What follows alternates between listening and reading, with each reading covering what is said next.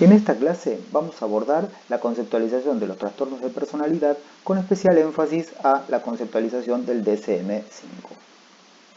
En primer lugar, vamos a comenzar contando algunos hitos en la evaluación de la psicopatología de la personalidad. En primer lugar, los primeros diagnósticos acerca de la personalidad patológica comienzan a mediados del siglo XX. ¿Y ahí qué ocurre? Se observan entre los clínicos una baja confiabilidad de los diagnósticos hechos por clínicos. ¿Y esto por qué es? Bueno, porque no existía un marco de referencia común para poder hacer esta evaluación o esta valoración de la personalidad. Y cada uno empleaba la nosología que le parecía. Y entonces, por lo tanto, no había una consistencia o había una baja confiabilidad entre los diagnósticos dados por clínicos a las mismas personas. A mediados de siglo, más o menos, comienza también la polémica en torno a lo que sería la evaluación de la personalidad. Esta polémica fue retomada por Mill en el famoso libro en 1951, en el que habla de la polémica entre actuariales y clínicos, es decir, las personas que hacían diagnósticos a través de procedimientos, a través de los test sería, y los otros que se basaban solamente en procedimientos clínicos a través del juicio clínico. Hubo una gran discusión, primera mitad del siglo XX, acerca de la polémica entre actuariales y clínicos, los que usaban solamente test y los que usaban solamente entrevistas clínicas, diciendo que uno era superior al otro, y Mill llega a la conclusión, por diferentes estudios empíricos que revisó, que no hay diferencia en los diagnósticos, tanto hecho por un modo o por otro. En los años 40, otro hito importante también es el surgimiento de instrumentos para evaluar la psicopatología de la personalidad de modo objetivo, y ahí tenemos uno de los precursores, que es el MMPI, que surge alrededor de los años 40. Y luego ya en los años 50 comienza o surgen los criterios diagnósticos estandarizados. Estos criterios, los denominados DSM, se popularizaron en los años 80. Y la aproximación para evaluar la personalidad era una aproximación categorial a través de criterios. ¿Qué quiere decir esto? Si por ejemplo tenemos 10 criterios definidos para evaluar un determinado trastorno de personalidad, tenemos en el propio manual la cantidad de criterios mínimos exigidos para poder clasificar ese trastorno, para poder valorar ese trastorno. Por ejemplo, yo quiero valorar la personalidad histriónica, supónganse hay 10 criterios, yo tengo que cumplir 8 para poder diagnosticar ese trastorno. Si cumple menos de 8, por lo tanto no puedo decir que haya un trastorno de personalidad histriónico, y si tiene 8 o más, es decir, el mínimo de los criterios o más, o los 10, entonces decimos sí que la personalidad tiene un trastorno histriónico. Esta sería la aproximación categorial de amplio uso entre los clínicos. Esta aproximación se popularizó para lo que es la evaluación de la personalidad en los años 80, que surge el denominado eje 2 de las nosologías DSM y que incorpora el eje 2 la evaluación de los trastornos de personalidad. Recordemos que el DSM tradicional es básicamente un manual psiquiátrico. Un gran componente de ese manual era lo que clásicamente se llamaba eje 1, en el cual había básicamente síntomas y síndromes clínicos, y luego en los años 80 se incorporó un pequeño capítulo con los trastornos de personalidad, y básicamente en esa época es donde se hizo un poco más popular. A medida que pasaron los años, el problema con los DSM no era tanto los criterios diagnósticos, sino los problemas de fiabilidad y validez para evaluar la psicopatología mediante entrevistas exclusivamente verbales. Y bueno, a partir de esa fecha comenzaron a surgir un montón de inventarios y test y formatos para poder valorar los trastornos de personalidad, básicamente, y también la psicopatología de G1 de un modo un poco más objetivo, porque el descansar sobre entrevistas verbales tornaba un poco baja la confiabilidad de los diagnósticos clínicos. Bueno, entonces, ¿qué es el DSM? Vamos a comentar algunas cuestiones centrales del sistema. Es un sistema de clasificación de los trastornos mentales. Es de uso internacional. Básicamente fue creado por la Asociación Psiquiátrica Americana, APA. No es la APA, la Asociación de Psicólogos, sino que es la Asociación Americana de Psiquiatría. Este manual facilita la comunicación entre clínicos e investigadores y permite hacer el diagnóstico, es decir, tener una etiqueta diagnóstica que sea compartida por los diferentes clínicos e investigadores de todo el mundo, Es decir, cuando estamos hablando, por ejemplo, de trastorno borderline de la personalidad, no depende de la nosología que uno tenga, sino que hablamos de trastorno borderline de la personalidad definido en el DSM. Esto puede ser distinto o no de las nosologías psicodinámicas, pero este manual lo que nos hace es poder unificar los diagnósticos y estar hablando de la misma cosa. Por ejemplo, lo mismo cuando hablamos de otro cuadro, por ejemplo, infantil, trastorno por déficit de atención. Bueno, ya todos sabemos de qué estamos hablando. Y los otros dos propósitos que tiene este manual es entrenar a los clínicos, es decir, los clínicos se entrenan para trabajar con determinado tipo de diagnóstico, es decir, para el tratamiento de una determinada sintomatología, una determinada patología de la personalidad. Y acá recalcamos la importancia de la manualización de las intervenciones, es decir, que haya un manual de intervenciones para poder transmitir este componente específico de la psicoterapia a través de la enseñanza. Y la otra cosa importante para la que sirve el DSM es para planificar los tratamientos. Entonces, la idea, el propósito es que el diagnóstico es ateórico, es decir, es una etiqueta que me resume las características principales de la persona. Y es útil para profesionales de diferentes disciplinas y diferentes escuelas teóricas. Entonces, por eso un poco el DSM se popularizó. Pasó de los psiquiatras, pasó a los psicólogos y lo usan un montón de personal en diferentes áreas o de la salud mental. La otra cosa importante es que tiene una base empírica. No es un manual que fue diseñado una vez y ahí quedó estático, sino que hay sucesivas actualizaciones del mismo y cada un periodo X de años se reúnen los expertos internacionales en diagnóstico, están agrupados por categorías, por ejemplo, trastornos de ansiedad, trastornos de la personalidad, trastornos de alimentación, etc.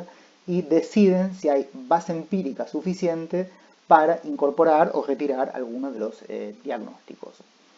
Entonces, por lo tanto, tiene una actualización continua, cada 10, 15 años, 20, etc. El manual se actualiza y está en relación con el ICD o CDI, que es la clasificación internacional de los trastornos mentales de la OMS. Es decir, hay una equivalencia entre el DSM, en este caso el DSM-5, que es la última versión del 2013, con la clasificación internacional de los trastornos mentales de la OMS. Entonces, ahí en la otra placa tenemos la evolución de los diferentes DSMs. Como habíamos comentado, surgen en los años 50, la versión 1 y el 2, muy poco utilizado, se populariza con la versión 3, el DSM-3 en 1980, que es donde aparecen dos cosas. Por un lado, aparece la incorporación de un eje nuevo, que sería el eje 2, que serían los trastornos de personalidad que estamos tratando, y aparece el concepto de diagnóstico multiaxial, es decir, de diferenciar, por un lado, el eje 1. El eje 1 sería la sintomatología clínica o el foco de atención de la consulta, es decir, el problema que la persona trae, que es más de orden sintomático. Y el eje 2, que sería algo que atraviesa, es un eje más diacrónico, atraviesa la vida del sujeto y que tiene que ver con la personalidad, es decir, con un trastorno de personalidad y su relación con el eje 1. Es decir, una persona podía tener un trastorno de eje 1, por ejemplo, abuso de alcohol, y estar vinculado o no con un trastorno de eje 2, trastorno de personalidad, por ejemplo, trastorno de personalidad dependiente, trastorno de personalidad antisocial, etc. Y también se incorporaban otros ejes, el eje 3, 4 y 5. El eje 3 era básicamente algún trastorno médico, y el eje 4 era todo lo que tenía que ver con el estrés psicosocial. Y entonces básicamente ahí incorporaba entonces la personalidad, la sintomatología, patologías médicas, el eje 4, el estrés psicosocial, que podía actuar como moderador o como gatillo o disparador de algún trastorno sintomático, y el eje 5 cubría lo que sería el GAF, AF, que sería la escala global de adaptación, y era una escala simplemente con el grado de severidad de los síntomas. Bueno, esta versión fue modificada en 1987, ahí ya incorporan criterios menos conductuales, se incorporan algunos criterios de orden más cognitivo y no descansan solamente con los aspectos estrictamente conductuales. En el año 94 aparece el DSM-4, básicamente acá hay un refinamiento del diagnóstico multiaxial y se cambian algunas categorías de lugar. En el 2000 prácticamente es un refinamiento de los códigos, prácticamente no hay un gran avance respecto del DSM-4, y sí en el 2013 13 años desde la última revisión, y si tomamos en cuenta la del 1994, considerando que en el 2000 no hubo cambios centrales, tenemos unos 20 años y ahí sí ya hay un cambio de paradigma. Vamos a contar sintéticamente los cambios que trae el DSM-5.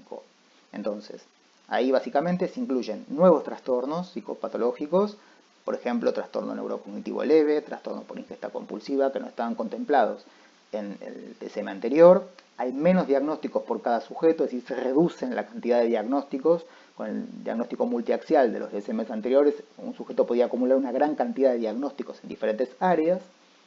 Se reduce la categoría sin especificar, es decir, esto volvemos al problema de la aproximación categorial. Habíamos dicho en el ejemplo, por ejemplo, trastorno de personalidad histriónico tiene que cumplir 8 de 10. ¿Qué pasa si cumple 7? Bueno, en teoría no puedo clasificar ese trastorno, pero si cumple 7 de 8, no alcanza el mínimo, pero puede haber algún tipo de manifestación subclínica. Bueno, en general, ¿esto cómo se resolvía? Hasta el DSM-5 se utilizaba la categoría sin especificar, es decir, trastorno de personalidad sin especificar. No podíamos decir que era histriónico, no podíamos decir que no tenía nada tampoco, y era una categoría bolsa que no significaba nada. Bueno, esta categoría en el DSM-5 tiende a desaparecer o se usa lo menos posible. La otra cuestión importante es que se utilizan menos términos patológicos para identificar las diferentes etiquetas diagnósticas.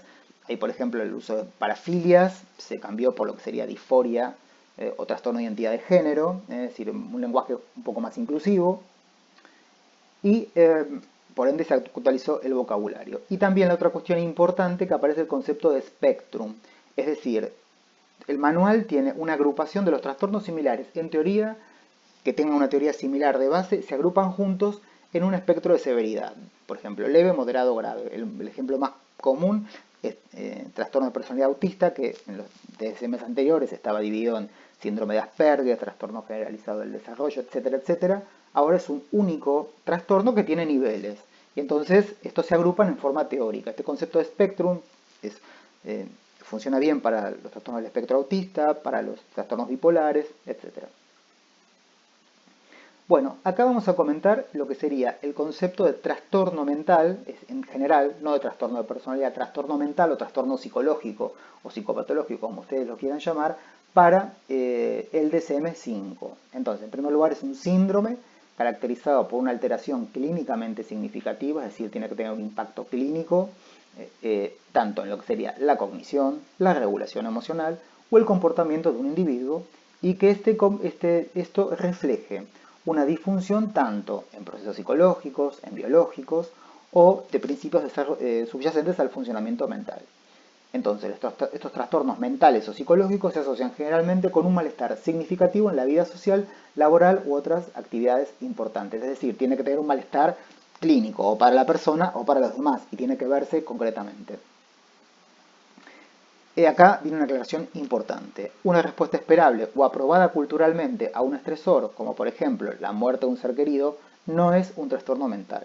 También las conductas socialmente desviadas, que tenemos la tentación de patologizarlas, por ejemplo, una manifestación socialmente desviada, política, religiosa o sexual, y los conflictos de la relación entre el individuo y la sociedad no son trastornos mentales, según esta conceptualización un poco más moderna de la psicopatología. A menos que, volvemos a lo que sería el malestar clínicamente significativo, es decir, a menos que como consecuencia de estas conductas socialmente desviadas resulte en una disfunción en el individuo, como se describió anteriormente.